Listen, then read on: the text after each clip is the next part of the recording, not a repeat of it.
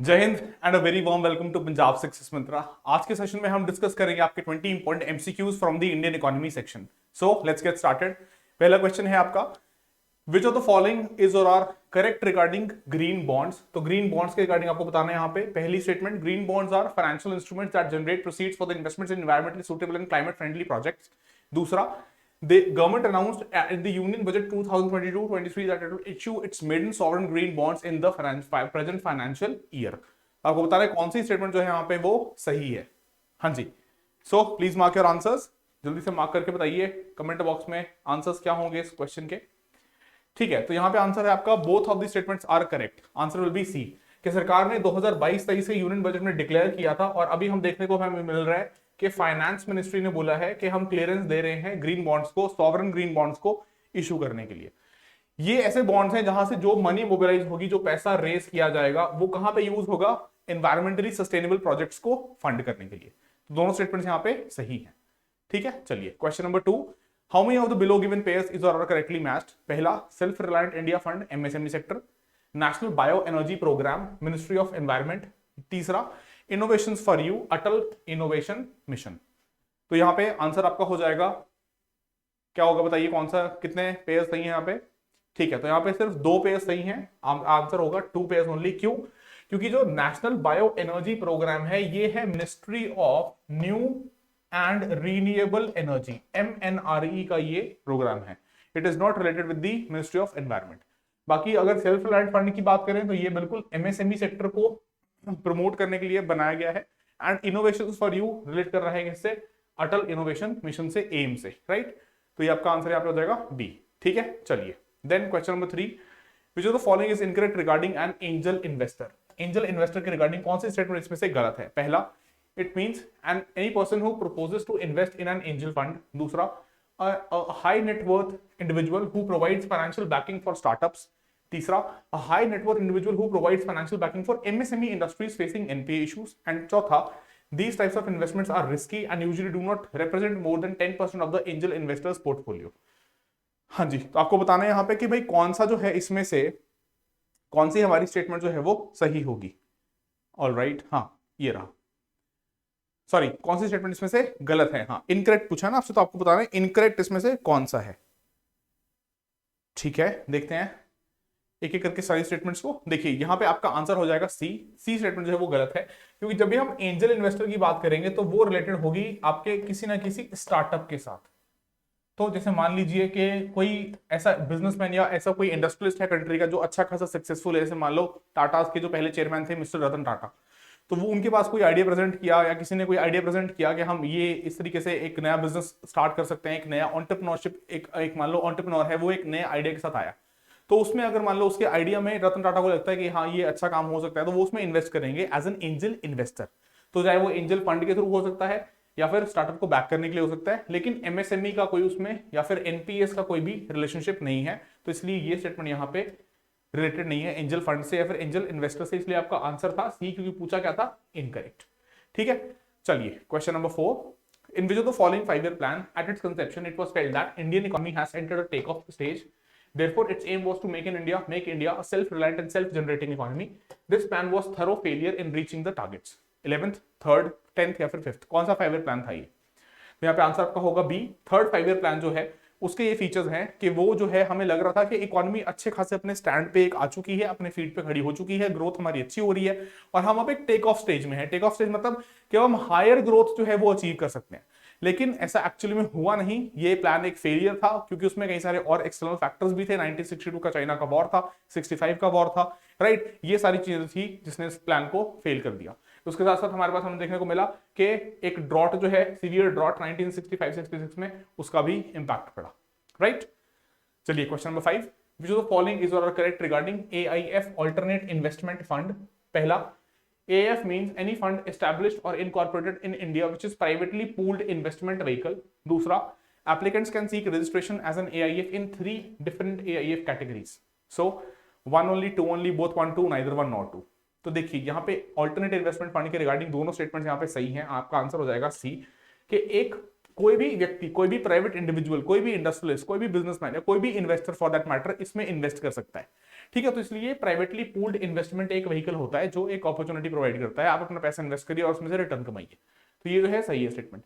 दूसरी कि इसमें 3 अलग अलग कैटेगरीज हो सकती है। कौन सी कैटेगरीज हो सकती है कि अगर आप जो हो किसी स्टार्टअप में इन्वेस्ट कर रहे हो तो आप फर्स्ट कैटेगरी AIF कहलाओगे। अगर आप मान लो किसी और ऐसी बोरिंग कर रहे हो जहां पे other than day to day operations की फंडिंग को आप नहीं मीट कर रहे, बट अदरवाइज जो है which do not follow in category 1 and 3 and which do not undertake borrowing other than to meet day to day operational requirements. ठीक है, तो जैसे कि रियल एस्टेट फंड्स हैं, प्राइवेट इक्विटी फंड्स हैं, या आप कह लो कि डिस्ट्रेस्ड एसेट्स को ठीक करने के लिए फंड्स हैं, तो वो आएंगे कैटेगरी 2 में। तीसरी कैटेगरी में कौन आएगा? विच एम्प्लॉय डाइवर्स और कम्प्लेक्स ट्रेडिंग स्ट्रेटजीज। हालांकि आपको सिर्फ ब्रॉडली आइडिया करना होना चाहिए कि 1 2 3 कैटेगरीज हैं बस, उसके अलावा बहुत ज्यादा डिटेल में घुसने की हमें रिक्वायरमेंट नहीं है as per our need of the exam, है ना। एग्जाम की नीड से आपको इतना पता होना चाहिए कि हाँ 3 कैटेगरीज हो सकती हैं और ये ऑल्टरनेटिव इन्वेस्टमेंट फंड जो है वो होता है इस तरीके से। ठीक है, तो आप ये पढ़ सकते हैं इस चीज को। चलिए question number 6, consider the following statements regarding India post payments bank IPPB। It comes under the aegis of the department of posts. Second, it is fully controlled by the central government. Alright, तो यहाँ पे दोनों statement सही हैं। हम देखते हैं कि डिपार्टमेंट ऑफ पोस्ट जो है उसके अंदर आता है और ये बिल्कुल सरकार जो है इसमें 100% जो है ओनरशिप लेके बैठी हुई है। 100% ओनरशिप किसके पास है? गवर्नमेंट ऑफ इंडिया के पास, राइट। तो इसको क्यों एस्टैब्लिश किया गया था? ताकि हम अनबैंक्ड रीजन में, अंडर बैंक्ड रीजन में भी बैंकिंग सर्विसेज पहुंचा सकें। पोस्ट ऑफिस का अच्छा खासा हमारा बड़ा नेटवर्क है, पोस्ट ऑफिस के नेटवर्क को यूज करके हम क्या कर सकें? बैंकिंग फैसिलिटीज को पेनिट्रेट कर सकें। ठीक है, question 7, which of the following are correct regarding income tax returns ITR। तो इसमें पहली स्टेटमेंट क्या है? currently there are 7 income tax forms, ITR return forms used for different categories of taxpayer। दूसरा, a draft single income ITR form was unveiled by the CBDT। तीसरा, the common ITR form can be used by all taxpayers except trusts and non-profits। हाँ जी, तो ये आपका taxation के chapter से relate कर रहा है और अभी आपका कुछ करंट में भी चल रही थी बातें जिसके ऊपर ये क्वेश्चन बेस्ड है। चलिए, तो आंसर हो जाएगा आपका D, all of the above, क्योंकि हम देख रहे हैं कि अभी central board of direct taxes ने क्या किया है? प्रपोज किया है कि अब हम क्या कर रहे हैं? हम सिंप्लीफाई करने की कोशिश कर रहे हैं ITR फॉर्म को, रिटर्न फाइल करने के प्रोसेस को, और उसके तहत हम क्या करेंगे? हम मर्ज करके सिंगल एक फॉर्म बनाएंगे। मोस्टली कैटेगरीज को उसमें सब मर्ज कर दिया जाएगा, फिर सॉरी उसमें सब्ज्यूम कर लिया जाएगा, right. So all the statements are correct here. चलिए, moving to question number 8, which of the following is or are incorrect regarding Reserve Bank Innovation Hub RBIH? पहला, it was created under the Companies Act। दूसरा, it is jointly owned by RBI and a consortium of 3 public sector banks। हाँ जी, देखिए यहाँ पे आपसे पूछा है इनकरेक्ट, तो जो पहली स्टेटमेंट है वो सही है, दूसरी जो है वो गलत है, क्योंकि ये सिर्फ और सिर्फ RBI ही इसको ओन कर रहा है। It is a fully owned subsidiary of reserve bank of India. कि इसमें केवल और केवल किसकी ओनरशिप है? रिजर्व बैंक की। 3 consortium of public sector bank उसमें नहीं है, तो आपका आंसर क्या होगा? बी। क्यों पूछा क्या था? इनकरेक्ट, राइट, इनकरेक्ट पूछा था, so the answer will be B. चलिए, question number 9, commodity markets outlook report was recently released by which of the following? SEBI, CMIE, WTO, world bank. तो ये bank commodity markets outlook report जो है वो release करता है world bank. ठीक है, तो ये न्यूज में था चल रहा अभी रिसेंटली कि अक्टूबर 2022 का एडिशन, ये साल में जनरली वर्ल्ड बैंक 2 बार रिलीज करता है, अप्रैल में और अक्टूबर में। तो एक अक्टूबर 2022 का एडिशन जो है वो अभी रिलीज किया गया और बोला गया कि मार्केट जो है, कमोडिटी प्राइसेस जो है, they are subject to multiple risks. क्योंकि हम देख रहे हैं कि वोलेटिलिटी पूरी दुनिया भर में इंक्रीज हुई पड़ी है, ग्रोथ जो है वो स्लो डाउन कर रही है, एंड ऊपर से रशिया यूक्रेन कॉन्फ्लिक्ट जो है it is not coming to a halt, right. ठीक है, चलिए question 10, which industry is related to second green revolution? Horticulture, food processing, fisheries and livestock. देखिए यहाँ पे आसान आंसर है, सीधा सवाल है आपके लिए, फूड प्रोसेसिंग यहाँ पे आंसर होगा, that is related to the second green revolution, right.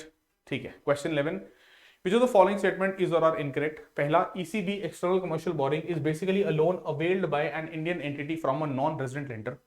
दूसरा, they are used widely in India to facilitate access to foreign money by Indian corporations and PSUs। So आपको बताना है कि कौन सी स्टेटमेंट यहाँ पे सही है with respect to ECB's external commercial borrowings। हाँ जी, बिल्कुल दोनों स्टेटमेंट सही है। यहाँ पे ECB's हम देखते हैं एक्सटर्नल कमर्शियल बोरिंग जो है वो करके हम क्या कर रहे हैं? इंडिया में लोन लेके आ रहे हैं, लेकिन कहां से लेके आ रहे हैं? एक नॉन रेजिडेंट इंडियन से, या फिर कह लो किसी बाहर के व्यक्ति से, तभी वर्ड क्या है? एक्सटर्नल। ठीक है, और मार्केट इस चैनल को यूज करके या फिर इस तरीके से फंड जो है वो रेज कर सकती है। ठीक है, तो दोनों स्टेटमेंट यहाँ पे क्या है, सही है। ठीक है जी, ये आप देख सकते हैं, इसका एक्सप्लेनेशन है यहाँ पे हम देख रहे हैं। चलिए moving to question number 12। Phillips curve suggests there is an inverse relationship between which of the following: growth rate and unemployment rate, unemployment rate and rate of taxation and government revenue, and unemployment rate and rate of inflation। तो हम देखते हैं कि Phillips curve given by A.W. Phillips relationship देता है between unemployment and rate of inflation. कि अगर आपकी रेट ऑफ इन्फ्लेशन ज्यादा है तो अनएम्प्लॉयमेंट क्या होगी, अनएम्प्लॉयमेंट कम होगी। ये रेट ऑफ इन्फ्लेशन ज्यादा, इसके करस्पॉन्डिंग इन्फ्लेशन कम।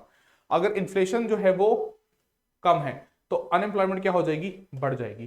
क्यों, क्योंकि अगर इन्फ्लेशन जो है वो थोड़ी ज्यादा रहेगी, मार्केट में पैसा ज्यादा रहेगा, लिक्विडिटी ज्यादा रहेगी, तो लोग जो है जो कॉर्पोरेट है, जो इंडस्ट्री है, इंडस्ट्रियल जो मैन्युफैक्चरिंग यूनिट्स हैं वो प्रोड्यूस करेंगी, वो प्रोड्यूस करेंगी, तो उसके लिए उनको लोग चाहिए, उनको काम पे रखेंगे, तो हम देखेंगे कि अनएम्प्लॉयमेंट जो है वो रिड्यूस हो जाएगी।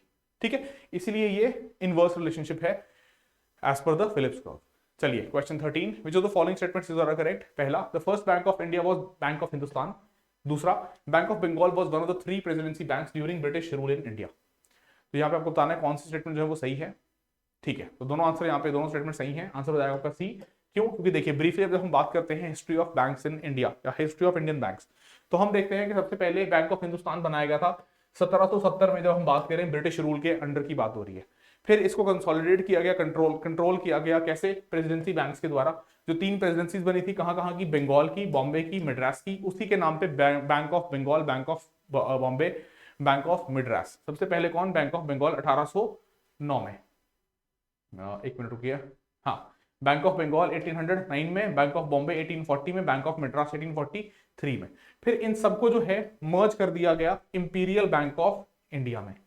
और यही imperial bank of India nationalisation के बाद या कह लो आजादी के बाद 1955 में बन गया स्टेट बैंक ऑफ इंडिया, जो आज के डेट में भी हम देखते हैं कि लार्जेस्ट पब्लिक सेक्टर बैंक के रूप में एग्जिस्ट करता है। ठीक है, आई होप ये क्लियर है। चलिए question 14, which of the following statements is और आर करेक्ट, इनकरेक्ट।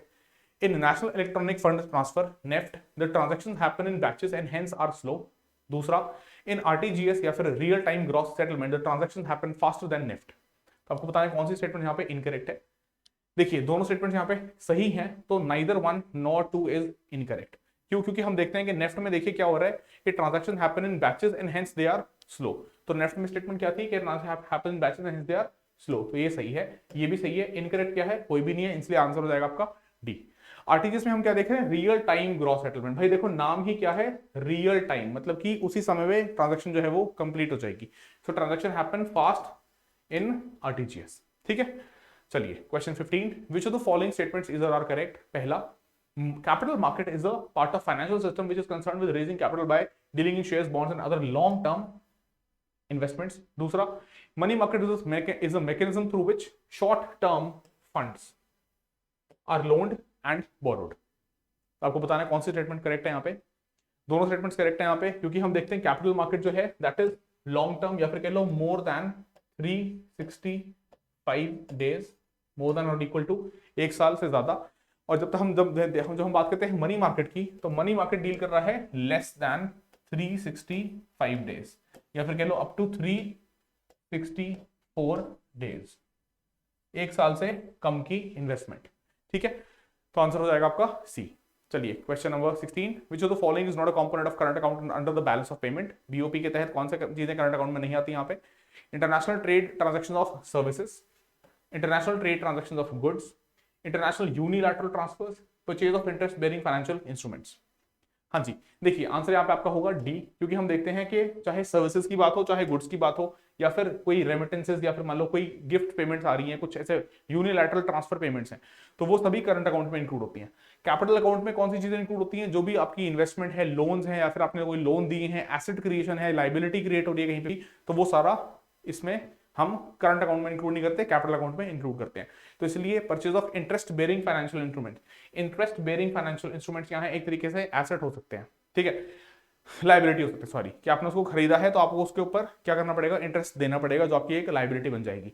तो इसलिए वो करंट अकाउंट में इंक्लूड नहीं करते, हम कैपिटल अकाउंट में इंक्लूड करते हैं। चलिए ये आप देख सकते हैं करंट अकाउंट और कैपिटल अकाउंट जो मैंने एक्सप्लेन कर दिया। चलिए question number 17, Lower interest rates are likely to decrease consumption, increase cost of borrowing, encourage saving, increase borrowing and spending. तो अगर इंटरेस्ट रेट्स कम हो, रेट्स कम होंगे तो लोग पैसा ज्यादा लेंगे उधार पे, क्रेडिट ज्यादा लेंगे, बैंक से ज्यादा लोन लेंगे एंड अपनी स्पेंडिंग को इंक्रीज करेंगे. Simple, low hanging fruit, simple question. चलिए question 18. Keynes theory pursues to replace laissez faire by no government intervention, maximum intervention, state intervention, certain situation, private sector intervention. हाँ जी, तो हम देखते हैं लाइजे फेयर क्या है अप्रोच. भाई लाइजे फेयर कहती है कि सरकार को जो है इंटरवीन नहीं करना चाहिए. जेएम कीन्स की जो थ्योरी है दैट इज कीनीजियन इकोनॉमिक्स या फिर कीन्स थ्योरी, वो कहती है कि स्टेट इंटरवेंशन जो है वो कुछ सिचुएशंस में जरूरी है. तो आपका आंसर यहाँ पे हो जाएगा सी. सिंपल एनसीईआरटी बेस्ड क्वेश्चन है, आपकी अंडरस्टैंडिंग बेसिक लेवल पे, फंडामेंटल लेवल पे भी क्लियर होनी चाहिए. तो ये एक एनसीईआरटी का बेस पे क्वेश्चन है. चलिए ये आप देख सकते हैं बाद में explanation. Question number 19. The concept of national income was first introduced by which economist? Simon Kuznets, John Maynard Keynes, Arthur Laffer या फिर विलियम फिलिप्स. तो पहली दफा नेशनल इनकम का कॉन्सेप्ट किस इकोनॉमिस्ट ने इंट्रोड्यूस किया था? बिल्कुल आंसर होगा आपका ए, साइमन कुजनेट्स. तो ये भी एक एनसीईआरटी बेस्ड सवाल है. सिंपल, साइमन कुजनेट्स का जब हम नेशनल इनकम का चैप्टर पढ़ते हैं, नेशनल इनकम के बारे में पढ़ते हैं, तो कुजनेट्स ने पहली दफा जो है ये इंट्रोड्यूस किया था. चलिए question number 20, last question for the day. Which of the following statements are correct? पहली, flow variables refer to a quantity of commodity measured at a point of time. दूसरा, stock variables are measured over a period of time. तो आपको बताना है कौन सी चीजें इसमें से, कौन सी स्टेटमेंट जो है वो सही है.